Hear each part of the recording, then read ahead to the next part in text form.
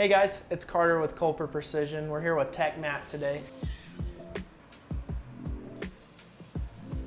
And today I'm going to talk about the 5 mistakes people make with Cerakote and the reason that you should get your Cerakote applied professionally. So the first mistake that people make is dry spray. And basically what dry spraying is where people aren't wetting out the part when they're spraying it. So when they're spraying too far away or not enough volume in the gun, you have what's called dry spray, and it's basically the paint is drying before it's hitting the gun. The problem with that is it scratches super easy when it's not laid down properly. So if you have a gun that's scratching easy, it's most likely due to dry spray. The second one is actually kind of the opposite of that and spraying way too thick. Like you would think spraying thick is better because there's more paint to go through, but when you get over the recommended mil thickness that Cerakote recommends, you actually have a problem of chipping. If you drop it or knock it against something and you're seeing chips come out of it, it's most likely because the Cerakote was applied too thick. The third thing is part prep. If you don't prep the parts correctly the first time, your Cerakote isn't going to be strong. If you don't degrease the metal and take all the oils and stuff out of it, when you bake the Cerakote, those oils come out into the Cerakote and compromise your coating. The fourth thing is spraying too thin. It means they're still wetting out that part, but they're not spraying near enough paint on it. If we're talking like